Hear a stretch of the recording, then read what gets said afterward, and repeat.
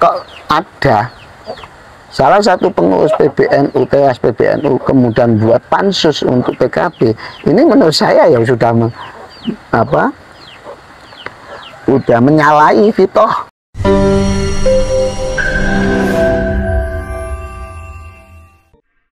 Assalamualaikum warahmatullahi wabarakatuh. Waalaikumsalam warahmatullahi wabarakatuh.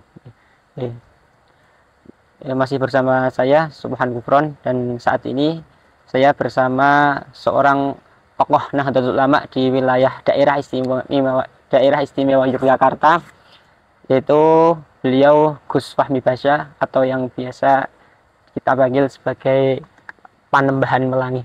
Apa kabarnya, Gus? Ya, baik Mas Subhan, alhamdulillah sehat walafiat ya. Alhamdulillah. Di sini kita akan membahas persoalan yang sedang ramai di kalangan warga Nahdliyin, yaitu persoalan mengenai kasus yang terjadi antara PBNU dan PKB. Mungkin dari Gus Fahmi selaku tokoh Nahdlatul Ulama, bagaimana tanggapan Gus Fahmi, dan sebenarnya apa sih yang terjadi antara PBNU dan PKB sehingga bisa seramai saat ini? Oh ya. Assalamualaikum warahmatullahi wabarakatuh. Bismillah, alhamdulillah, salatu wassalamu ala rasulillah wa ala alihi wa ashabihi wa man amma ba'da. Terima kasih atas pertanyaannya Mas Subhan Gufron. Terkait kejadian saat ini, ada semacam gegeran antara PBNU dan PKB ya.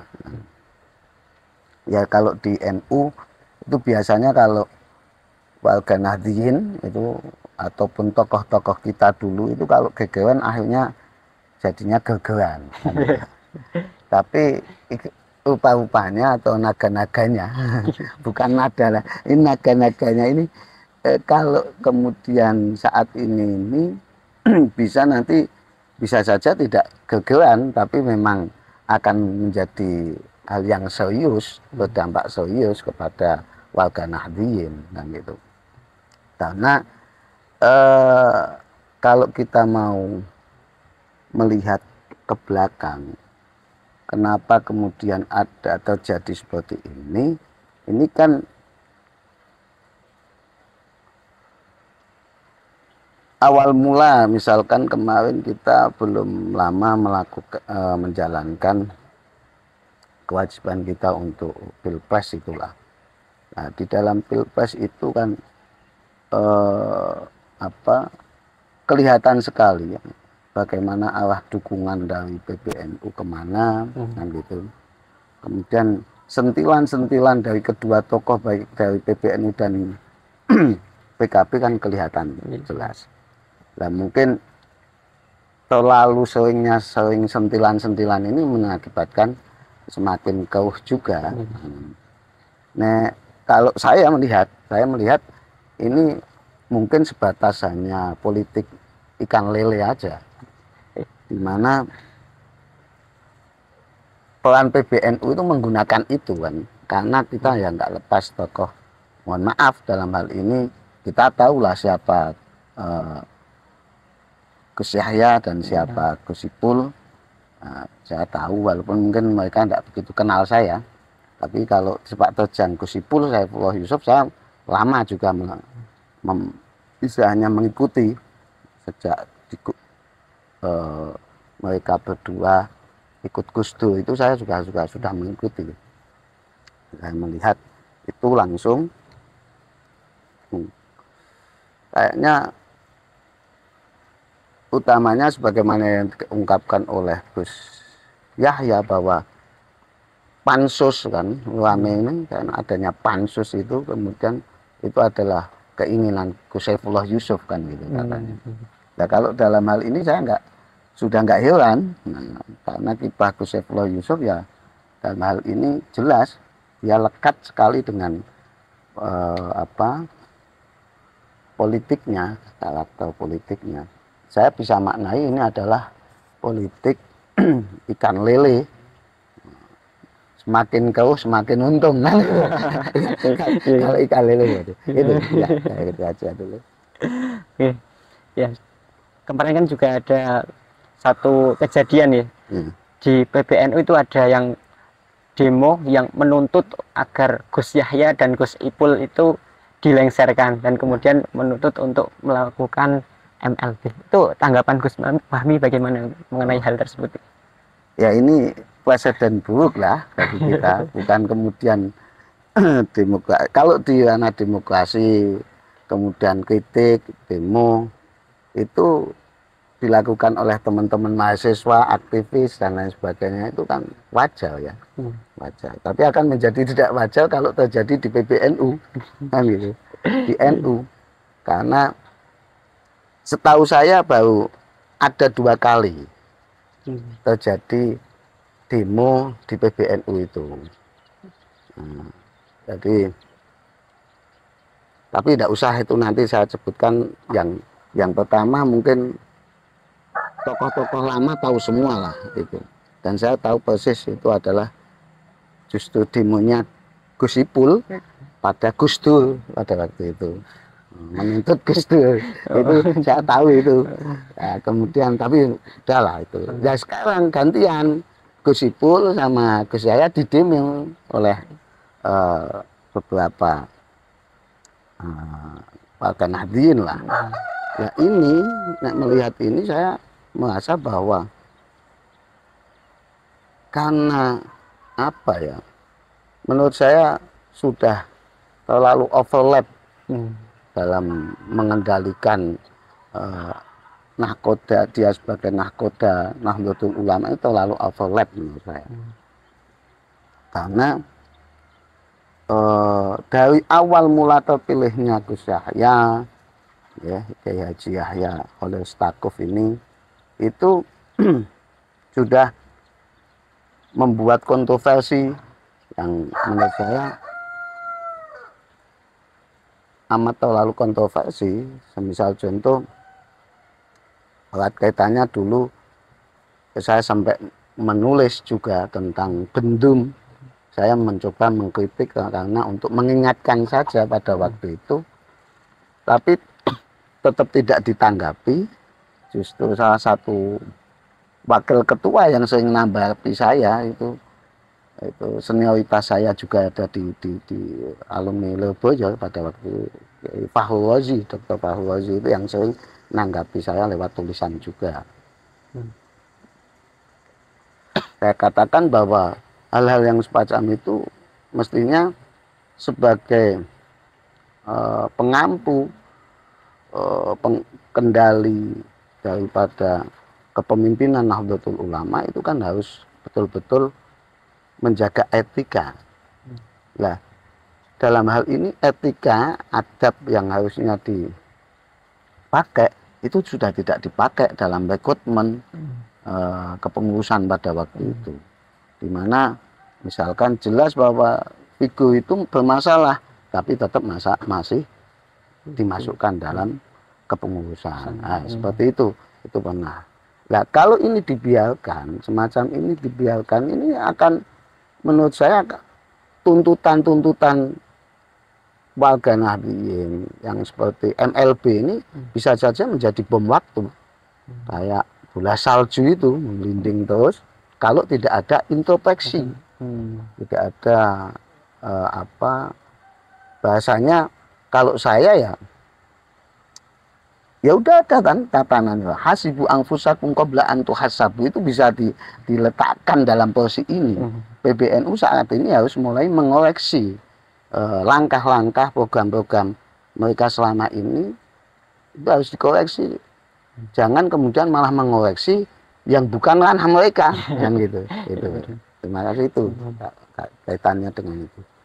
Jadi saya tekankan lagi, akan amat kalau tidak ada introspeksi, justru malah menggelinding seperti bom waktu nanti. Nih, kalau di Nahdlatul Ulama itu kan kita dulu mengenal dengan nama Hitoh Nahdlatul Ulama. Nah, kalau menurut Gus Fahmi itu dengan pembentukan Pansus PKB oleh PBNU itu apakah melanggar dari hitoh Nahdlatul Ulama itu sendiri? Perlu diketahui yang seperti ini. Jadi sebelum saya jawab itu, bahwa sejarah pendirian PKB itu memang tidak lepas dari aspirasi banyak warga Nahdliyin di masa tahun 97, 98 pasca reformasi itu. Dan kemudian ulama menampung itu, para kiai menampung itu. Seingat saya juga terjadi juga perkumpulan ulama itu di samping di Langitan, itu ada di Rembang. Rembang itu tempatnya abahnya Gus Yahya itu. Itu hampir ada sekitar 250-an lebih ulama kumpul di situ. Kemudian di Tegaljo, kemudian di Cirebon, di Bandung ya. Ada semua ada itu. Itu bahwa untuk setelah pasca reformasi yang tadinya itu dulu ya, NU sudah menjadi satu partai sehingga sempat ikut dalam kontestasi dan menjadi peringkat kedua pada waktu itu setelah PNI ya kalau nggak salah pada waktu itu. Kemudian dirasa setelah masuk Orde Baru ini menjadi partai fusi tadi. Nah, akhirnya Gus Dur merasa pada waktu itu kan yang getol untuk menyuarakan hitoh, kembali ke hitoh di 1926, artinya bahwa NU itu stressing fokusnya adalah untuk Jam'iyah Ijtimaiyah wa Diniyah atau Jam'iyah Diniyah wa Ijtimaiyah, ada di ormas, organisasi masyarakat yang fokus pada sosial kemasyarakatan dan agama. Itu lebih menurut Gus Dur lah, itu adalah merupakan bentuk perjuangan yang lebih mulia dibanding berkecimpung di partai politik yang kemudian sudah dikangkangi oleh Orde Baru pada waktu itu. Nah, tapi lagi-lagi ini adalah termasuk sunatullah juga mungkin, bahwa ketika kemudian ada reformasi di tahun 97-98 itu, Gus Dur lah yang kemudian menampung aspirasi warga bagaimana ini, karena Orde Baru sudah, maka Gus Dur lah yang termasuk menginisiasi dan juga menerima tampungan aspirasi para ulama untuk membentuk partai atau hizib PKB ini, Partai Kebangkitan Bangsa itu. Nah, dari situ maka sejarahnya sebenarnya sudah dipilah oleh para alim ulama, oleh para tokoh-tokoh kita itu sudah dipilah bahwa nanti yang gerak di dalam partai politik biarkanlah PKB. Kan ini. Gesekan seperti apapun, urusan soal partai politik, soal tentang aspirasi, pendulangan suara dan lain sebagainya, kemudian penempatan SDM NU di dalam legislatif kah, eksekutif kah, kalau bisa yudikatif kah, ini adalah domain dari PKB. Sementara untuk yang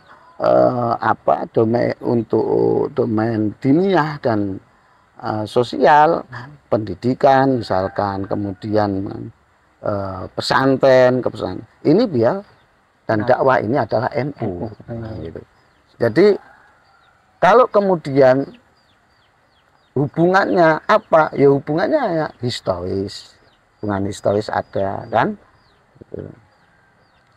Itu ada, diakui memang hubungannya adalah hubungan historis, bahwa PKB adalah terlahir dari PBNU pada waktu itu, bahkan bisa dikatakan terlahir dari NU kan gitu, dan satu-satunya ya PKB itu. Nah, dalam hal ini kemudian kok ada salah satu pengurus PBNU, teras PBNU kemudian buat pansus untuk PKB, ini menurut saya ya sudah udah menyalahi fitoh menurut saya. Karena urusannya bukan untuk PBNU itu. Jadi PBNU entitas sendiri, ya kan? PKB entitas sendiri. Gitu. Maka, lah kalau pengen pengurus individu PBNU pengen, ya kemudian harus mengundurkan diri aja, yuk ikut ke PKB misalnya gitu. Jangan kemudian buat pansus kan gitu. Gitu. Ya, benar, benar. Nah, Ya, berarti pada intinya antara NU dan PKB itu yang ranah wewenangnya sudah sendiri-sendiri. entitas sendiri-sendiri Entitas juga. sendiri-sendiri, ya. Secara hukum pun di Kemenkumham misalkan daftarnya sendiri, ini adalah Ormas, yang satu Olpol kan gitu. Ini kan sudah sendiri-sendiri. Gitu. Oke. Kemudian dari sudut pandang tokoh Nahdliyin yang sudah berkecimpung di Nahdlatul Ulama cukup lama, bagaimana tanggapan Gus Fahmi mengenai persoalan PBNU dan PKB ini?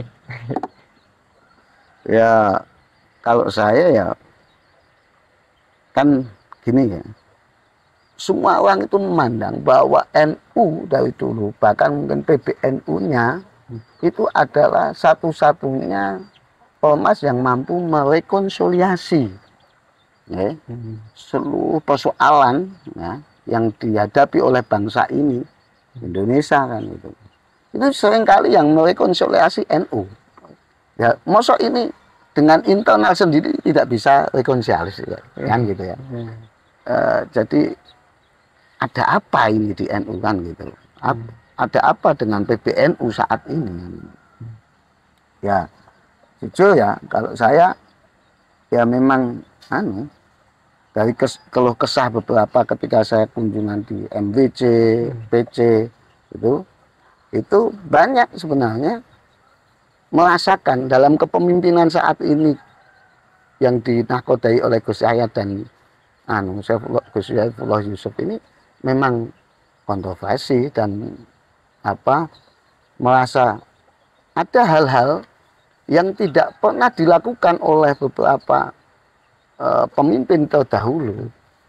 Ini berlaku di bahasanya dalam tanda petik dalam ini di kepengurusan PBNU sekarang ini. Misalnya kan kalau kemudian saya nggak tahu ya, tapi ini benar-benar terjadi. Misalkan ada penataan ketika mau mencalonkan pengurus PC, ketua PC atau apa. Ini sudah ada yang mestinya ini adalah merupakan regenerasi yang lineal. Menurut kami adalah bagaimana kita akan muncul di ajang itu adalah munculnya beberapa generasi secara linear baik kan. Ini mulai sudah ditata. Kadang sudah ada pengurus NU yang dari PB yang sudah ngeplot ketuanya harus ini misalkan. Nah, ini kan hal yang aneh menurut saya. Di samping itu di beberapa kalau kemudian tidak sesuai itu nanti dikartekel, ya, kemudian dipecat namanya. Nah, ini kan ini belum pernah dulu belum pernah seperti itu. Nah, entah ada apa dalam kepemimpinan ini, ya kita mungkin harus betul-betul muhasabah ya dalam hal ini. Kita harus muhasabah betul. Kok tidak seperti yang dulu kan gitu. Semacam itu. Oke. Kemudian dengan berbagai persoalannya antara PBNU dan PKB ini, mungkin dari Gus Fahmi solusi apa sih yang bisa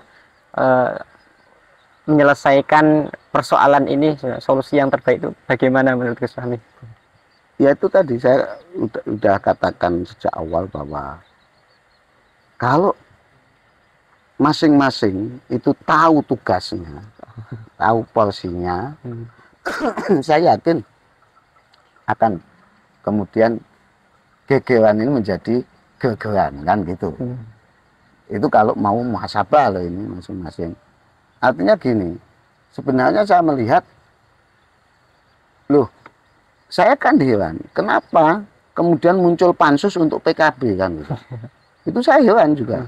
Karena kalau saya sempat hadir juga dalam satu acara di mana semua tokoh partai itu malah ngacungi jempol atas keberhasilannya ketum PKB ini, Gus Abdul Muhaimin Iskandar ini.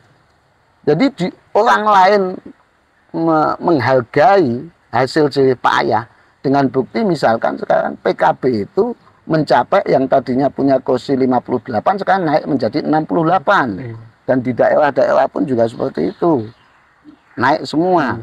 Nah, kemudian PKB bisa mengantarkan kadernya menjadi cawapres walaupun belum jadi, itu kan takdir saja menurut saya. Barangkali nanti kalau dicoba lagi bisa. Wong Mas Prabowo aja harus 4 kali baru bisa kan gitu ya. Kenapa tidak untuk kader kita kan gitu. Jadi hal-hal seperti ini menurut saya adalah progres yang baik mestinya. Tapi kenapa justru PBNU yang malah tidak memberikan apresiasi terbaiknya, justru malah buat pansus dan cuman lepas dari itu semua saya harapkan bahwa ayolah teman-teman atau tokoh-tokoh yang ada di PBNU itu mulai saat ini introspeksi. Program jenengan itu jalankan aja lah sekarang. Bagaimana kemudian memberikan kemaslahatan yang jelas untuk warga Nahdliyin, baik di bidang pendidikan, ekonominya, ya kan? Artinya ini agak berat juga ketika ngomong tambang ya. Ini udah lepas dari, menurut saya lepas dari konon-konon asasinya Nahdlatul Ulama, di mana kemudian ya memang orang Nahdlatul Ulama itu tidak harus ke ranah seperti itu, tidak menjadi pedagang lah katakanlah, tapi bagaimana khidmah ikhlas mukhlisan kan katakanlah untuk mengabdi kepada masyarakat. Kalau misal contoh ya pemberdayaan ekonomi, menurut saya kalau di ADART tertulis bagaimana kemudian boleh mengambil i'anah dari warga, kan itu tertuang di ADART. Kalau kemudian kita melarang ya, kayak kemudian ada Gus Yahya atau siapa waktu itu sempat ngomong warga pengurus yang saat ini tidak boleh mengambil iuran dari warga. Ini malah menyalahi ADART. Di sisi lain kemudian PBNU boleh menerima konsensi tambang. Nah, ini bahaya. Menurut saya bahaya seperti itu. Jadi ya marilah mana sih tupoksi kita? Kalau PBNU ya jelas ke ranah sosial keagamaan, monggo. Lah PKB kemana? Ya ke soal politik, siasah, diserahkan kepada PKB. Ini kan enak seperti itu. Nah, kiranya itu aja lah pesan dari kami. Semoga kita tetap senantiasa dapat naungan ridho dan berkahnya para muassis Jamiah Nahdlatul Ulama, sehingga kita tetap mampu berdakwah melalui ini. Terima kasih, itu saja. Mungkin. Menarik sekali pembahasan kita pada kali ini. Terima kasih pada Gus Fahmi yang telah memberikan materi yang sangat luar biasa ini. Mungkin dari saya cukupkan sekian. Kalau ada kata-kata yang salah dari saya mohon maaf. Saya akhiri. Wassalamualaikum warahmatullahi wabarakatuh.